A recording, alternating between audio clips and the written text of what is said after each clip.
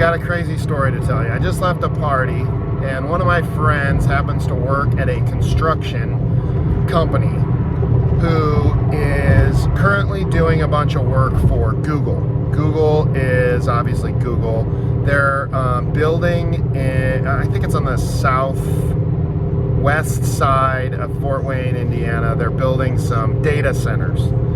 This guy happens to work at a large construction firm in Fort Wayne, and some of the stuff he told me about how Google works is just absolutely mind-blowing. The first thing is if they get a call from their general contractor, Google's general contractor, who happens to be out of Texas, if they get a call, they're showing up the next day. The next day. It doesn't matter what the job is, doesn't matter how big or how small, they're showing up, dropping everything they're doing and showing up to that job the next day.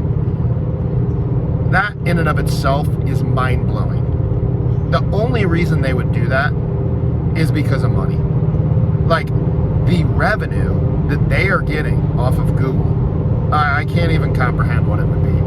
But that just doesn't happen unless you have a lot of work or a lot of pull. And this construction company happens to own the process kind of all along the way. So they not only control, part A, which is, some of the subs and some of the contractors, they pretty much control of what they do, pretty much the entire relationship. So this company will make a unbelievable amount of revenue from Google over the next 10 years. They are doing 10 buildings over the next 10 years. A lot of what they were doing, according to what he said, was temporary, meaning they will do building 1, and by the time building 10 is done, building 1 will be coming up, meaning they'll be tearing it out and redoing it. Just absolutely mind-blowing to me. That he said that their processes and their tracking is just insane. It doesn't bother him. It wasn't a big deal. But he said when they go on site, he said they get into the job site, I don't know what they do, scan something or check in. He said from the second they check in to the second he leaves, they know exactly where he is, and he's monitored the whole time. They said that the job is completely locked down. Like, if anyone takes a picture of anything while they're on the job, and it's not like just proving where where an underground electrical line or utility line is, if they're taking a picture of a floor plan or the project or whatever, he said that he heard of a guy who did that. The guy that took the picture and the guy's firm was kicked off the work site, never to return. So, they're serious about this stuff.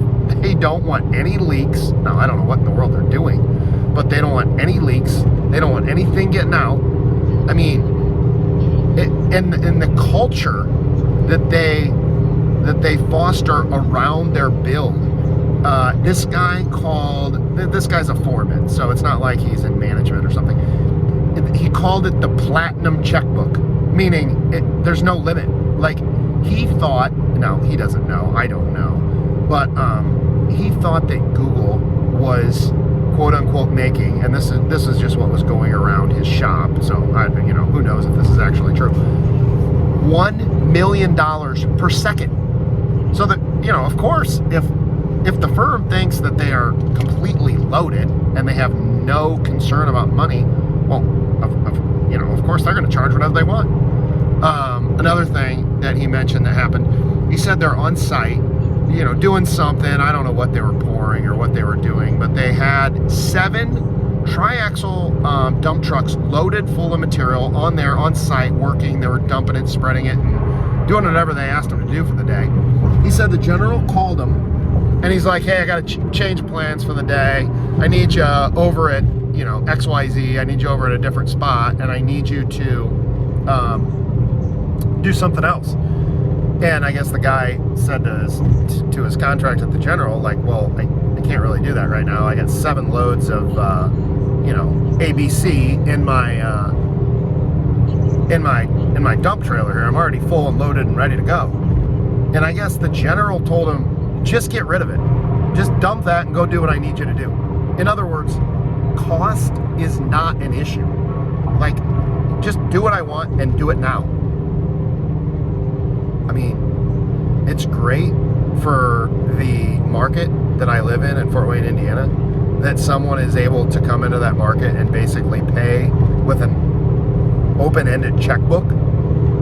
But not only does this do disruptive things to the current state of construction in my area, because obviously if those guys are getting pulled off of another job, they were on another job for a reason, and when they're getting pulled over to Google, they're simply shifting from where they were to where they are now, and Google has such tight reins on their time frame that they're not going to lose or piss off Google, because they know how big and how unlimited those deep pockets are. But okay, so here's my other theory, or here's my other issue with this. Of course they would. Like, if you have unlimited funds to equity in the stock market and you get capital piled into your firm all the time just because of index investing, well, and they have basically unlimited money, well, why wouldn't they spend it with an unlimited fashion and style? This makes perfect sense. And again, this is all interrelated. It's all one big circle of the same problem, which I'll talk about more later. But this is mind-blowing to me that Google is able to come into a town and do this.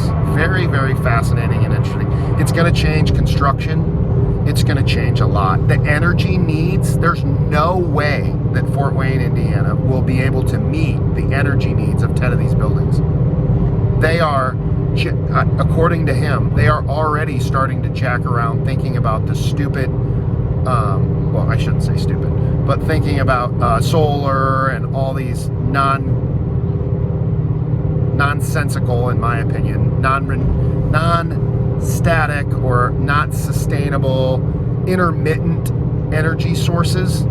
I don't even know why they're thinking about that. I mean, I don't know why they just don't get closer to an actual energy source. Maybe there must not be any close enough, but it's interesting. Anyways,